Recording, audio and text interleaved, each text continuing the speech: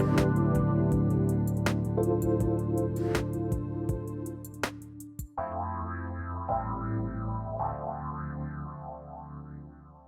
everybody. Welcome. Welcome to the Dr. Pat Show. This is Talk Radio to Thrive By. And guess who I am? I'm Dr. Pat. I'm joined here by my two amazing producers for today.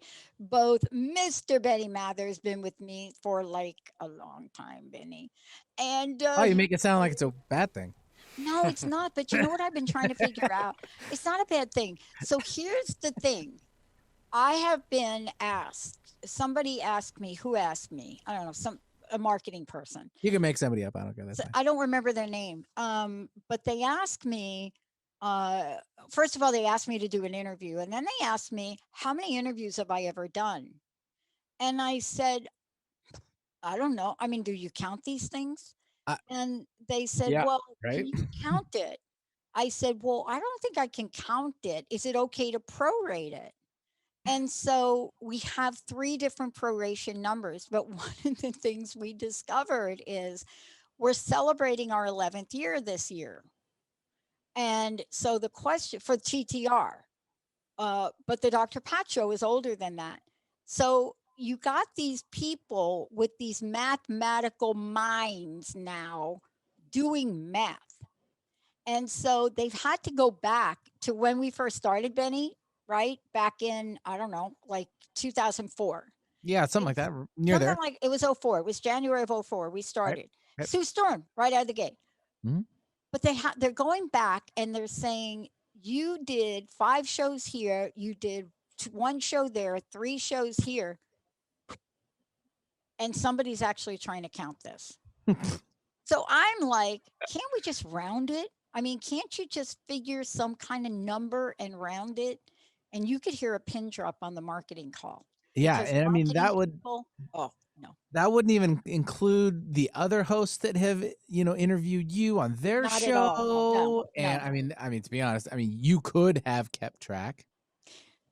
But Benny, that's come on, you know me. You know I don't do this to keep track of how many shows. I wouldn't want to do it either. But the point is this. When you have an idea or a passion or a purpose, and it shows up at whatever time in your life, you sort of get into the zone of it. And that's what, today we're going to be talking about with Dr. Minds, because you get into a zone where, yes, accountants going to have to account things.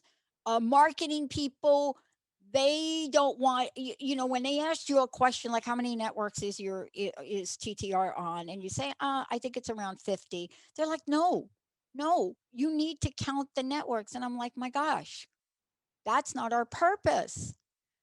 But what happens in your life as I'm sitting here today and I've got a book in front of me that, wow, if I understood this book at age 6, then at age 9, then at age 17 during homeless, then at age 19, then at age 30, then definitely at 40 is when I got a sense of what my very special guest today is talking about in this super book.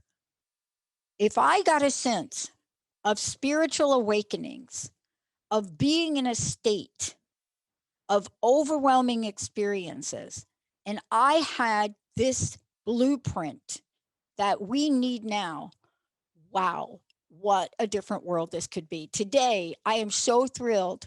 Dr. Stephanie Minds is joining me here today. We are all in shock. That's the book, Energy Healing for Traumatic Times. And I'm telling you that, yes, not only is this the energy of traumatic times, but the idea of being in shock, and we're going to dive into this with this amazing, amazing expert in this field. Not only are we in shock at the obvious level, like the obvious, I'm overwhelmed, I'm coming apart, I can't talk on the phone, overwhelmed. But underneath that, there are shock waves. Today, I'm thrilled to introduce you to somebody that is more than taking on this conversation. 3 decades of research, right? Neuroscience. I love neuroscience. Investigated shock, trauma as a survivor, and we're going to talk about that. because this clinical researcher, healthcare provider, right? And then amazing nonprofit. We're going to talk about Tara Approach, right? But here today, beyond all of that, and then developing climate change and consciousness to facilitate a transformation in climate action, when you are she, it is so critically important, especially if you could get past the forward by Donna Eden in the book, to understand the significance of this and the role that each of us play in times of crisis and challenge, especially as women. Dr. Stephanie, it's great to have you here. Welcome to the show, and thank you for a powerful, insightful, and transformative book. And certainly, thank you to your folks who have brought you to our show, right? Erin, thank you so much for doing that. And all of the folks, right, that publish the books, New Page Books. And when we're talking about publishers, why do I keep mentioning them? Here's why, Doctor, if you want to hear me now rant. Books like this, once upon a time, were hard to get published because people didn't want to hear the real story. Thank you for your courage and putting it out, and welcome to the show. Thank you so much. I was just reflecting this morning on what it takes to hold your vision over time, to sustain it, to carry it, to be loyal to it, no matter what. So your introduction here resonates with me very deeply. We're in tune with one another, Dr. Pat. I got to ask you this because I know what it takes to write this book, to bring this out.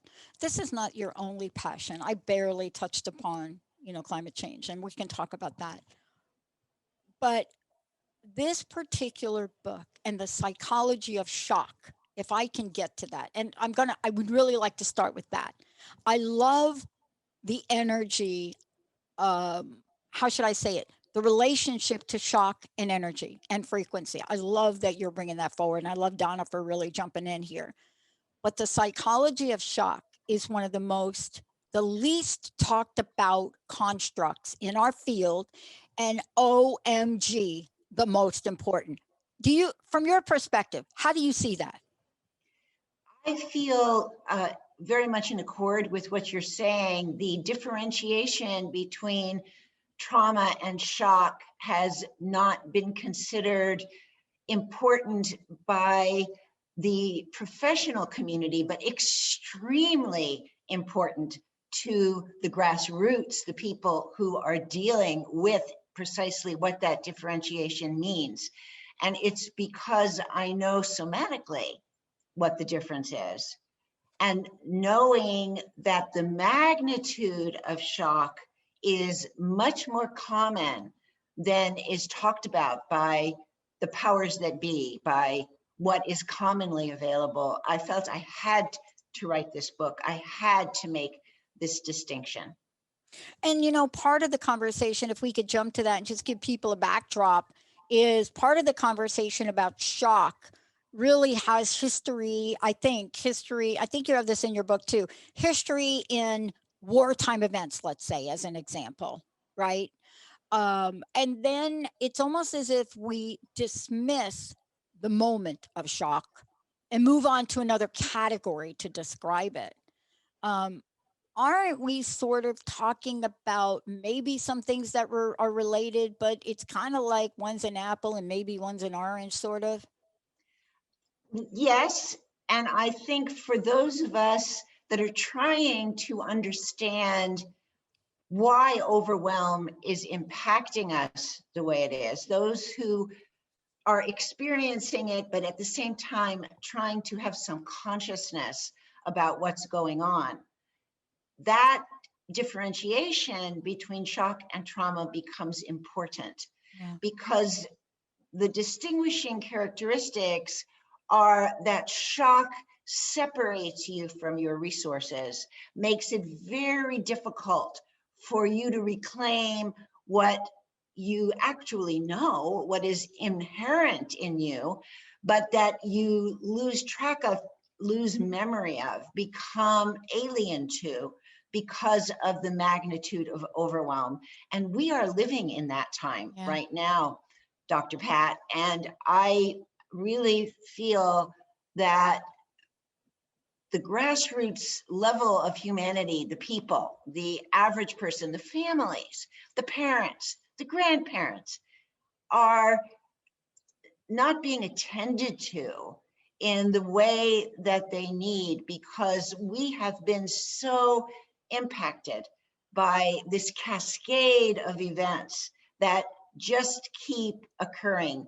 Every day brings a new onslaught of difficulty into our daily lives. Those of us who aren't fabulously wealthy, those of us who have to educate our children, who have to pay our bills, who have to keep the house in order, keep cooking food, keep moving forward with our careers.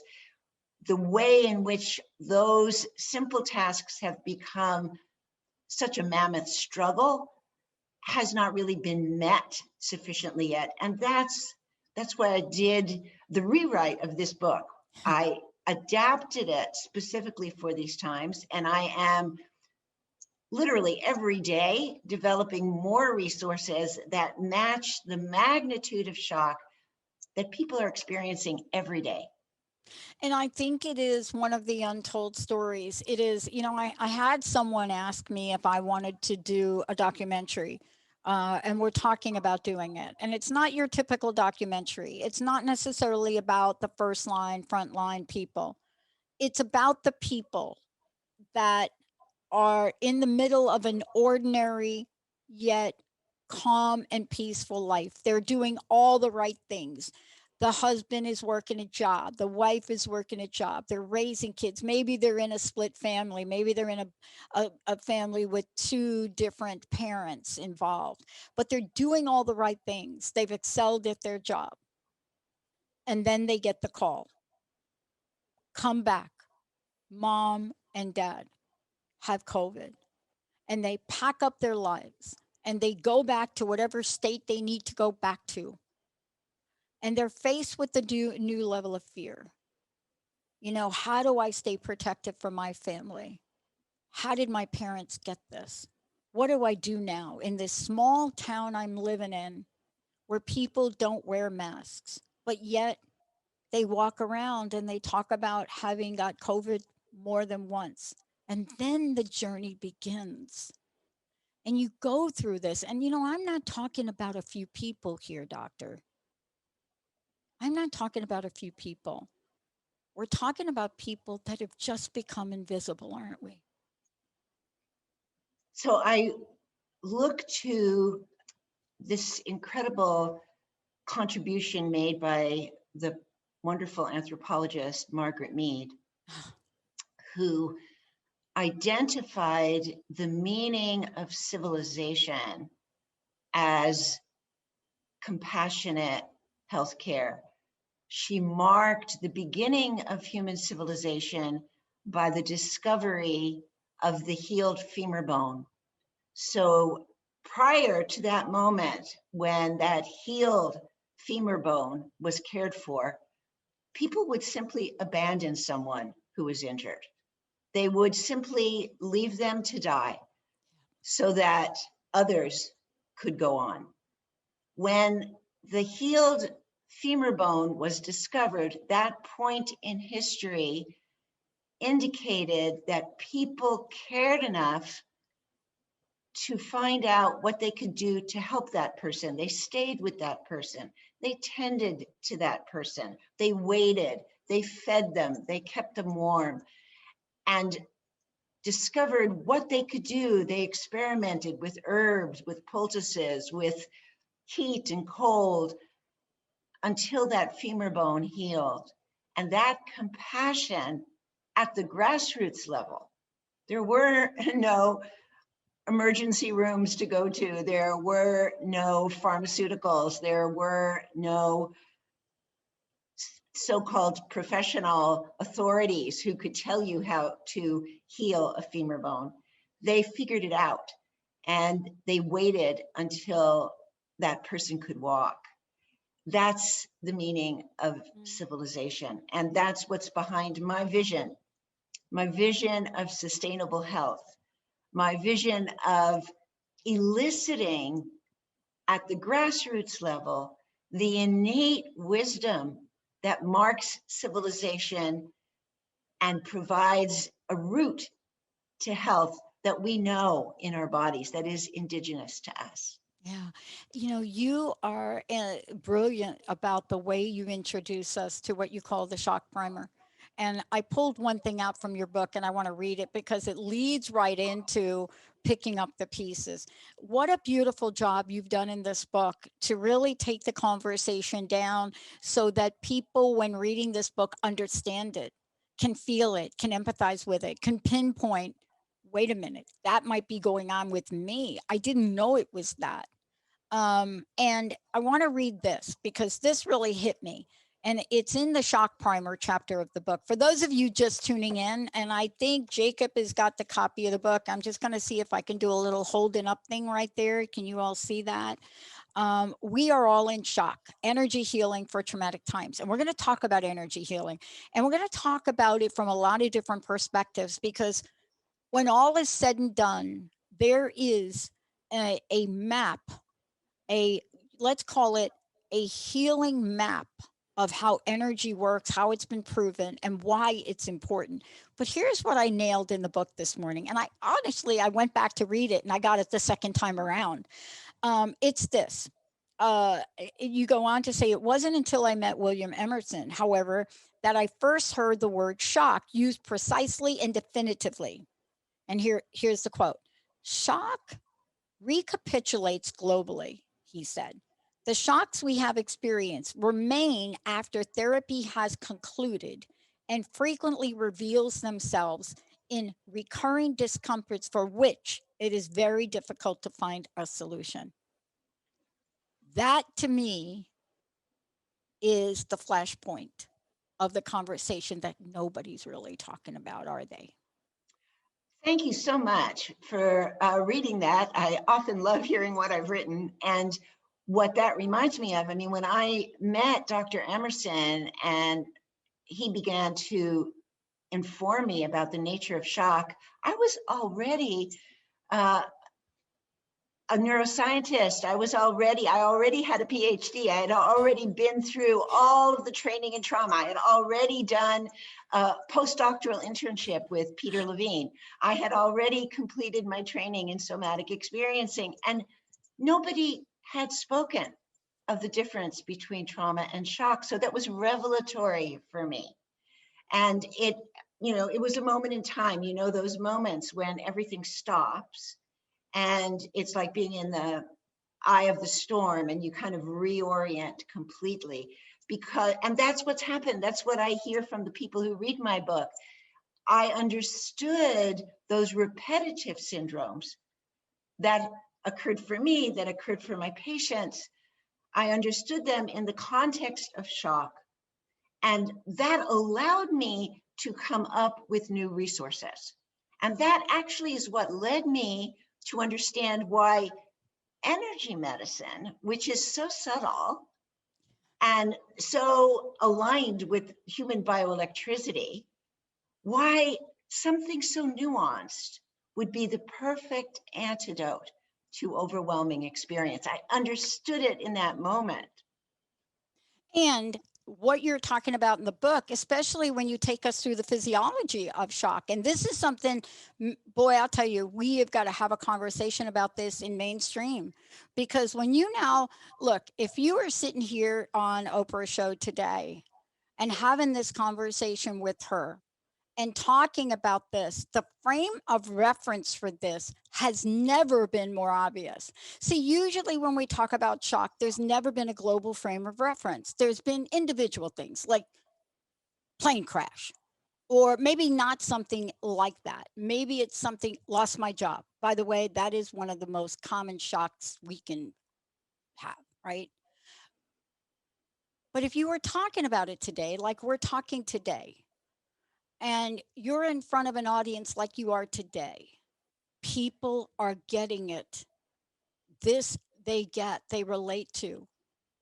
They cry when they think that, look, you are now hearing them and that they're being recognized.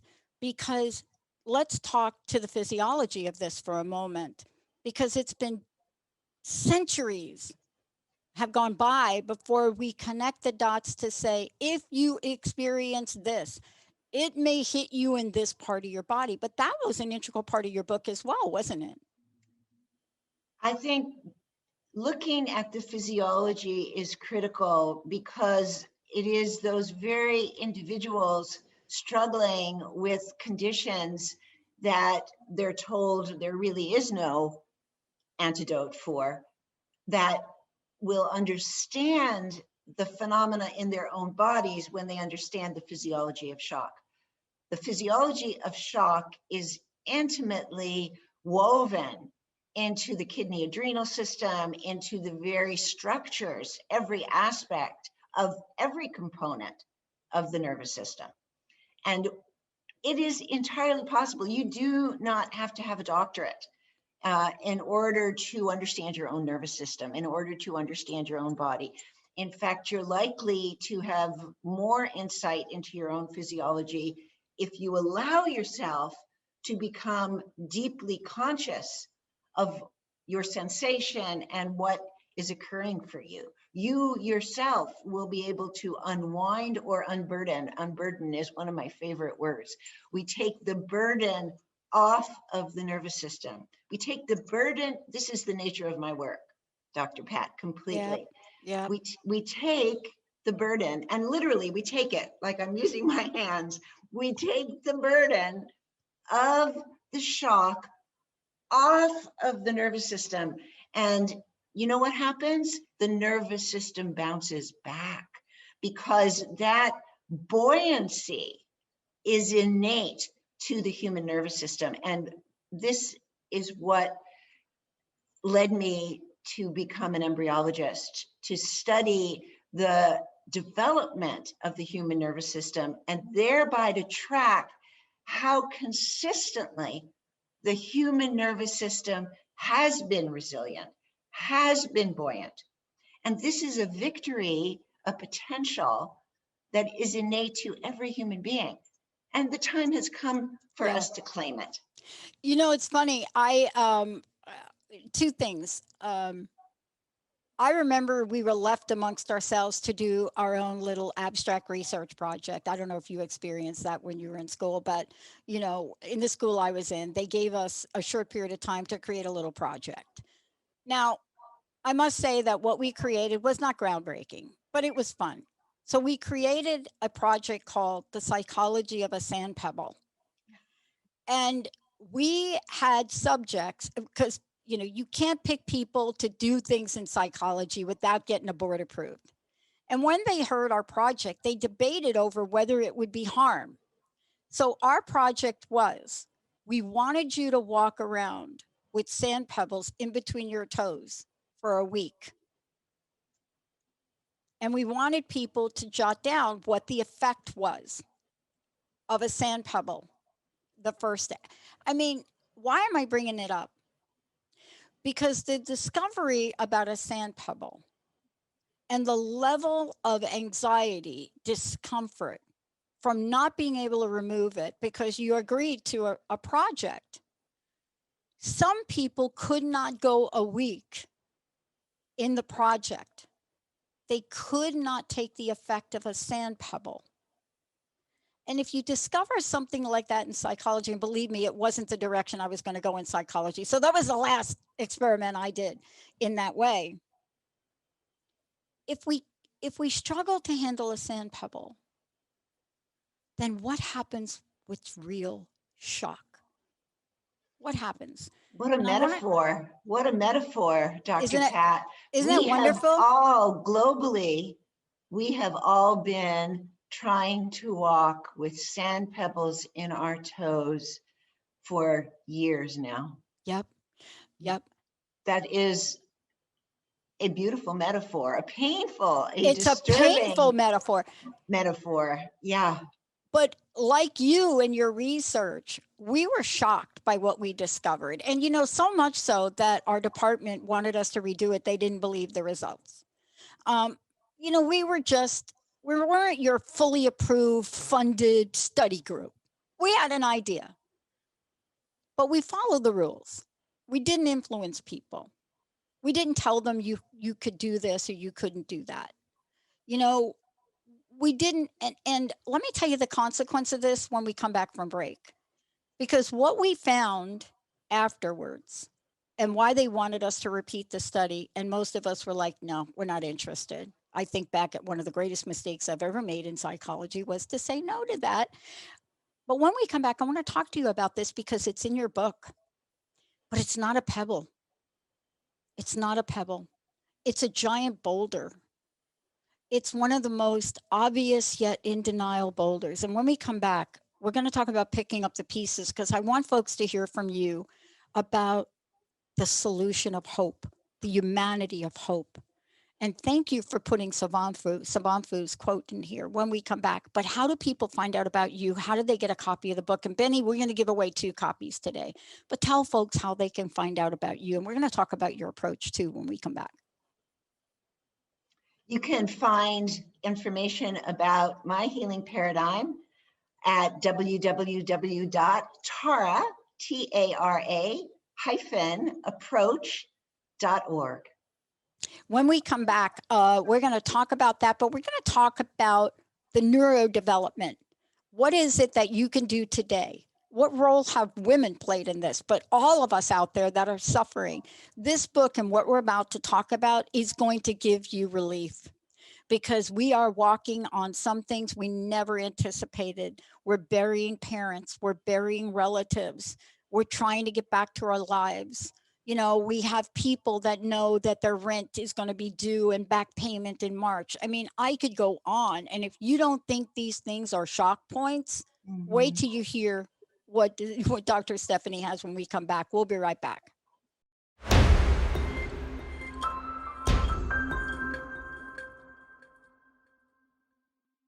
Hey, everybody, welcome back. I don't know how to tell all of you, and I know we are giving copies of the book away, 1-800-930-2819. I don't know how to say this to all of you listening. You've heard me talk about this from time to time, but what I realized today in talking with Dr. Mines, Dr. Stephanie Mines, the author of We Are All in Shock, Energy Healing for Traumatic Times. Donna Eden and David Feinstein wrote the forward, but Donna, you all know Donna, she's been on the show. And actually, I've worked with Donna personally when I was sick, really sick in my life. So I know about energy medicine.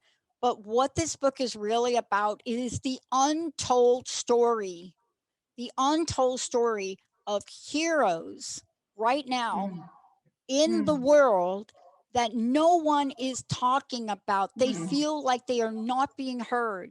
All of you know what I'm talking about. All of you that have moved from your career job to go back home to make sure your parents are safe. Those of you that had to fly to another part of the country, maybe another part of the world, to really make sure your parents or loved ones or children get what they need. You understand really the times we're living in. People call it stress. It's stress up until you're really plucked right in the middle of it, and you are responsible for taking action on behalf of yourself, your loved one, your family, or somebody you know. You're part of that. You know what it's like to be trying to get a vaccine and you cannot get it. You also know that if you are not computer equipped, you are not going to get it scheduled. Shocking, overwhelming, and boy, I haven't even scratched the surface of what is in this book. We Are All in Shock. It is a must read. Why? Because it's a solution. Dr. Stephanie, during the break, I was telling you, okay, let me just end that story about the sand pebble. So here's what we discovered, and this is why they wanted us to do it again. We followed the subjects for about 3 months, and then we all graduated. But we followed the subjects, and they were supposed to pick up the study. What we discovered in this was following subjects, something like 96% after 1 week of showering, of throwing the socks out, of not wearing the shoes they wore, still felt the pebble. A month, 92%. What was the difference between 96 and 92? You're going to love this. Some people had to put the pebble back. That was a study that we did as a side study. It was not in a, so folks, you're not going to find a paper on it. This was one of these studies that most of us that study psychology have to do before we do a real study. But that study led me into my topic that I really wrote my thesis on: psychological contracts, violations of psychological contracts. We are in one of the biggest psychological contract violations of our society. I want to ask you this question: do you believe that these are the untold stories, heroes? And what can we give them for relief? Where do we go to pick up the pieces? Beautiful and fascinating about your study and the people who felt the pebbles, even when the pebbles weren't there. That is about the other level of differentiation that I focus on every day in my work, the differentiation between the past and the present, a crucial differentiation in resolving shock. Yes, you are so right.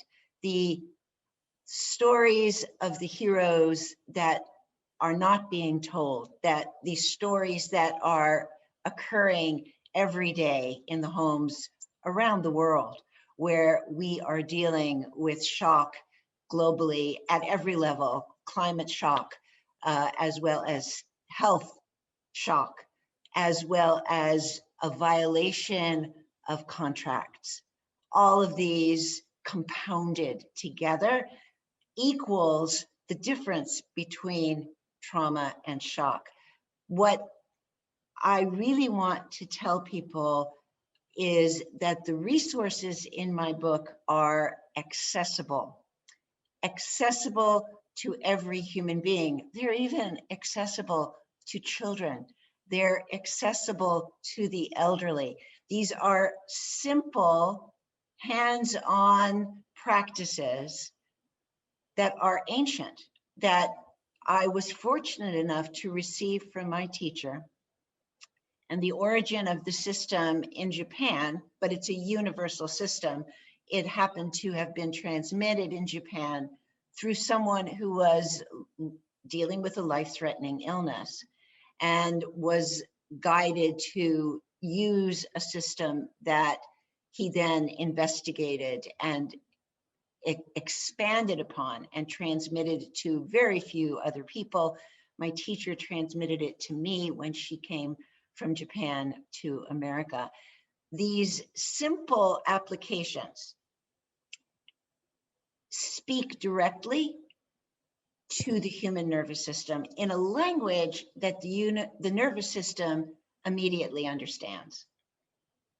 So by being guided to where these sites are, by touching them lightly without any manipulation, by being present and allowing your fingertips to actually listen to the bioelectrical whisperings of these sites, you begin to reorganize at a profound level that not only changes your physiology, it changes your consciousness.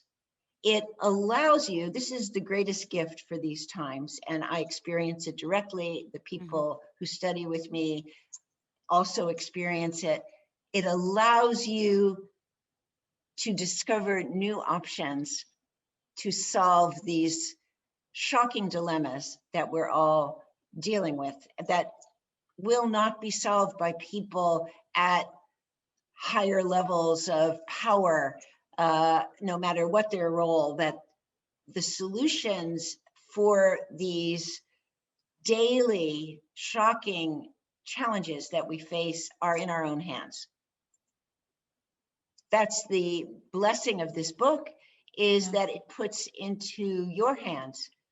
And I did my best to provide the most clear illustrations and guidance. I'm continually upgrading my capacity to deliver this information so that it's clear, so that it's transmissible to people, whether they read it or they see it online, or there is also an audio book of We Are All in Shock, so you can listen to it to be guided to these practices that speak directly to the evolution, the potential of the human nervous system. Yeah, and I want to mention this too to everybody is that if people go to your website, right, TARA dash approach.org, right? Is that the right place for Yes, people? If yes. they go there, I want to direct people because this is what I did. I'm going to actually recommend one of your practitioners for my friend. I'm going to do it as soon as we're done today because you have practitioners in this country and abroad, and you definitely have practitioners where I live in the Western Washington region.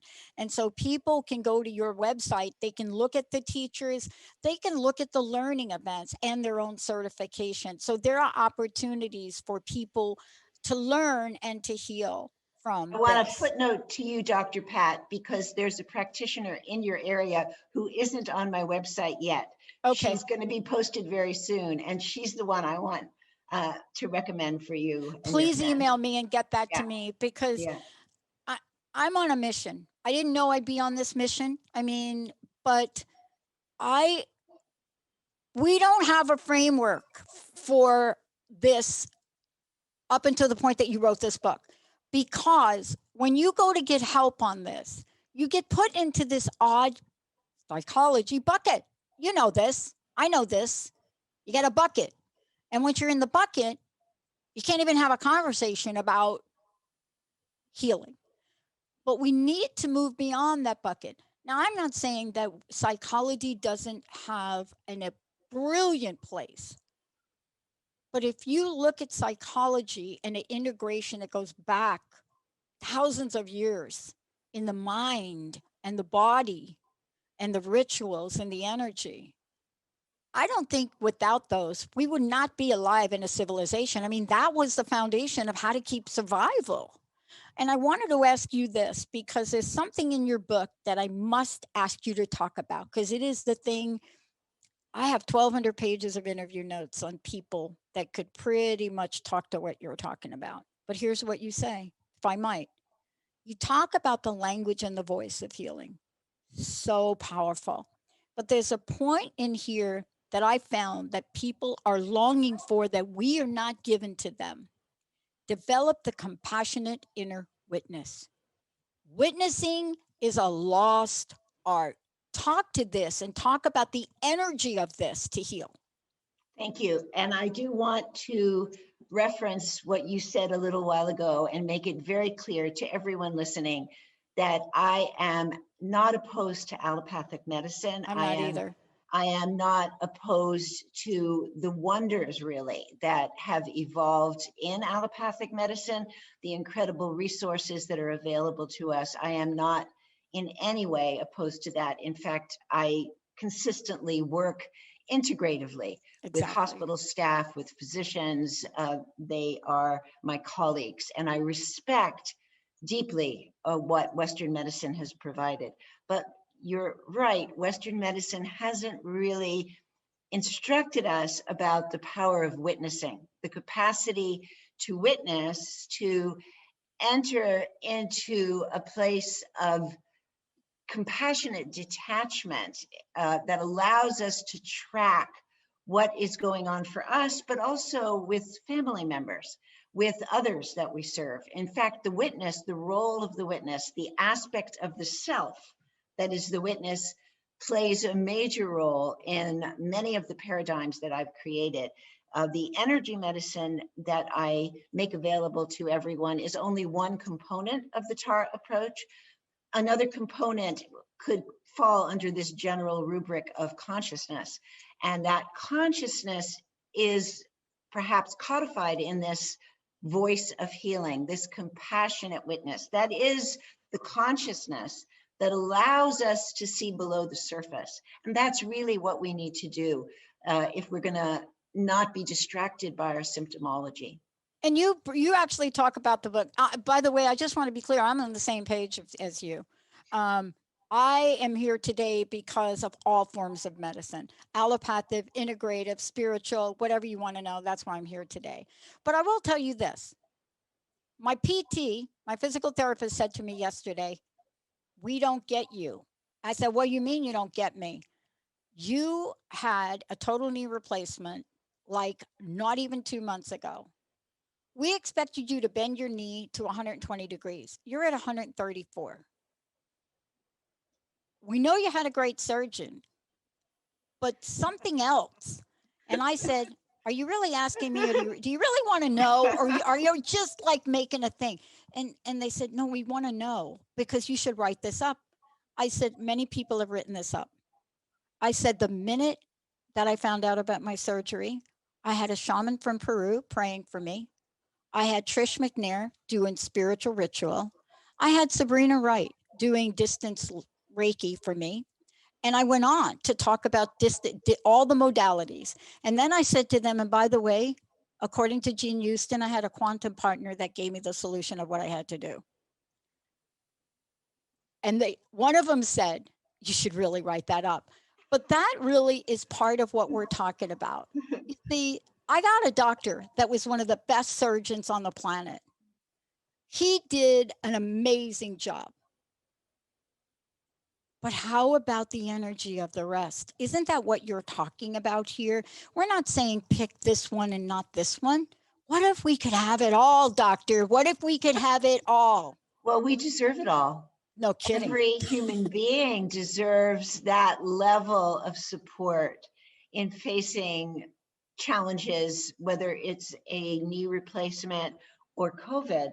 We all deserve the maximum support as human beings at every level, because there is no physical challenge that doesn't affect us at every level of our being. In the book, you talk about, if I could, I know I've got a few minutes left, but I got to get to this. In the book, you talk about the seamless. Okay, let me get this right. You talk about the seamless matrix of life in the book, and Mother Nature, you and me. Talk about the seamless matrix of life. And I remember reading this, and then I went back to it, and I thought, oh my gosh.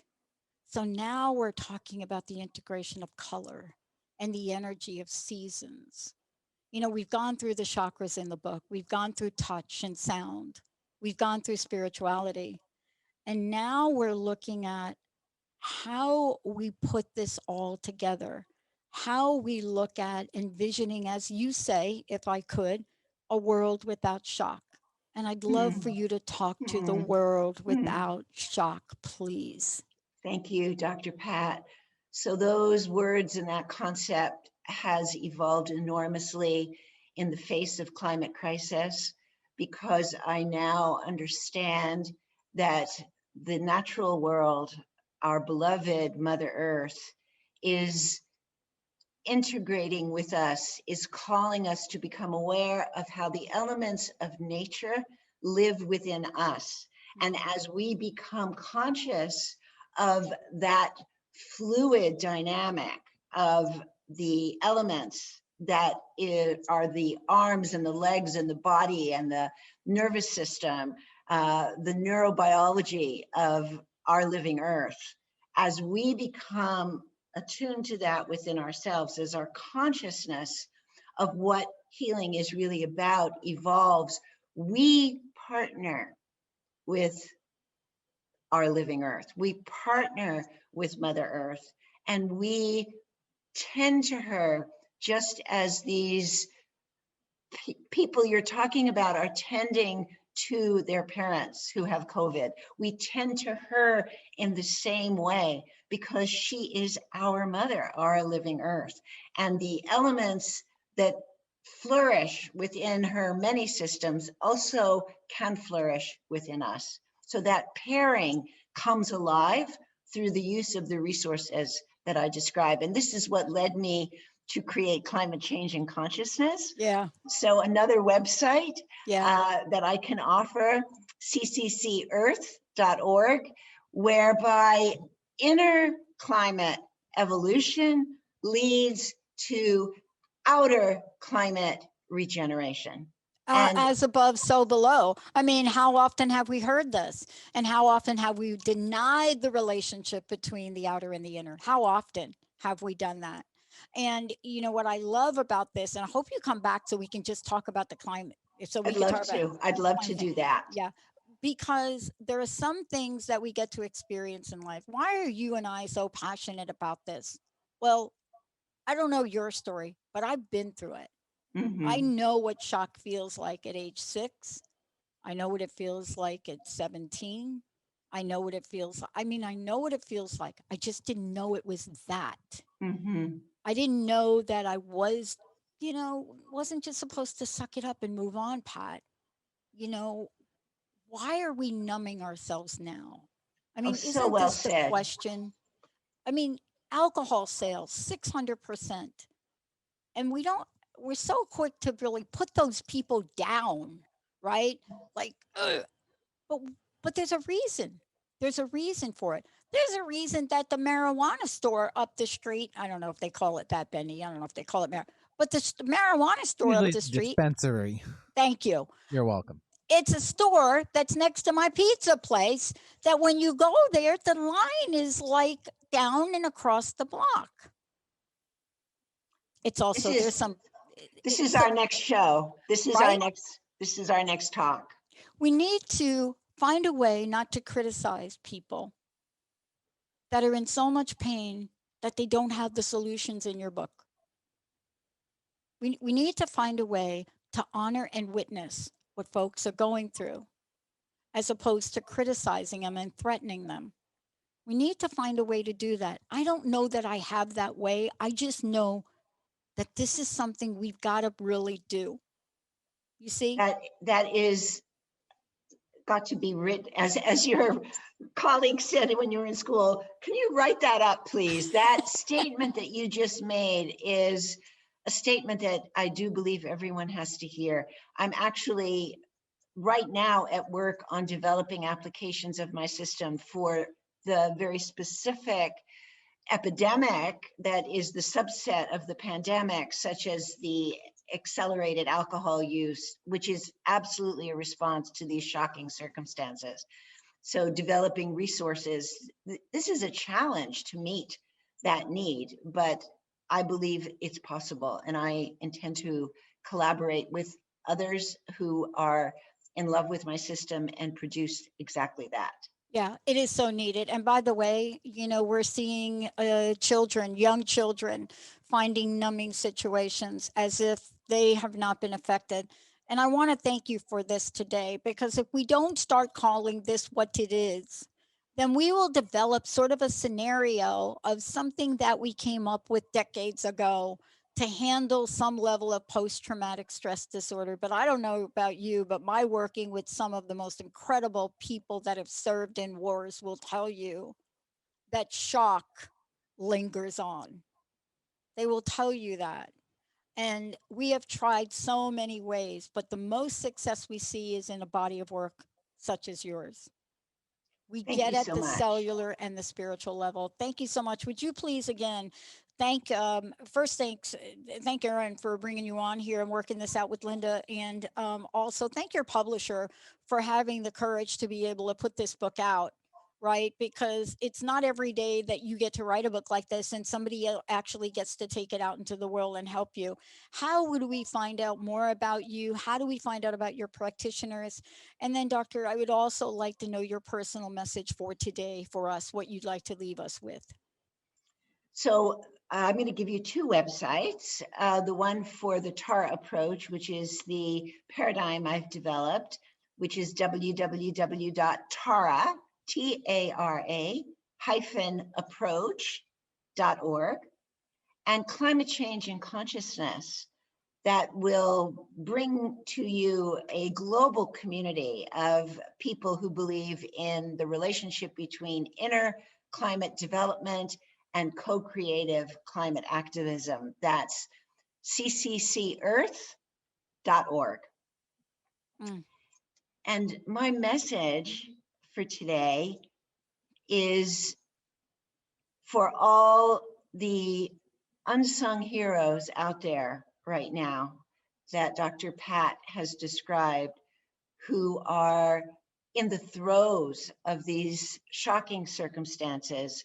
I want you to know, first of all, that there is a fabric of love and a fabric of support that is available for all of us. We all need it. And I myself tune into that fabric of support when I walk in the ancient forest here in the Northwest. The trees, the earth herself is available. And I do everything in my power, Dr. Pat, and everyone listening. I do everything in my power to disseminate these usable resources to anyone who asks for them. I have handouts, pandemic treatment, ways to downregulate or upregulate the nervous system as needed. These are available to anyone who takes my programs, and my students will tell you that I am incredibly generous with them. They're not a secret. I want to make them available, and I don't want to overcharge you for them because they're part of this fabric of love that supports humanity. Yeah, you and I know best about this, right? I've never charged for a download or a subscription of our podcast, our shows for 17 years.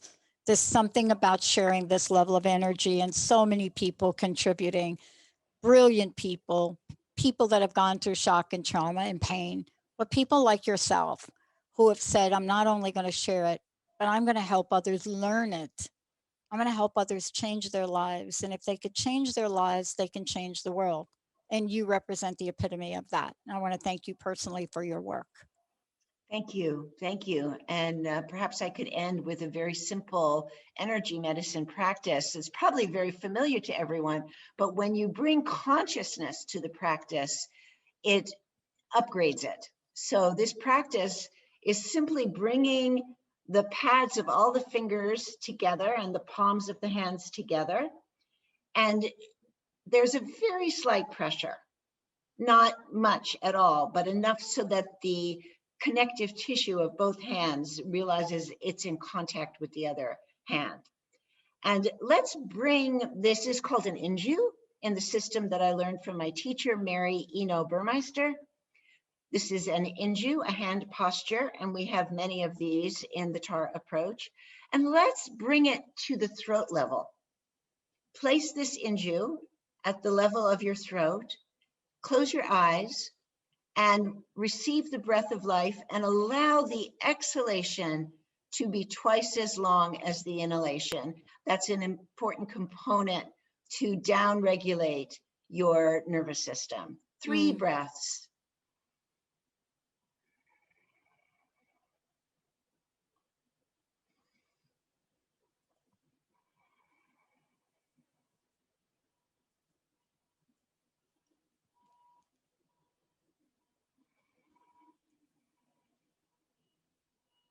Just notice the shift. You can already hear it in my voice. I love it. Thank you so much. And we will be connecting again.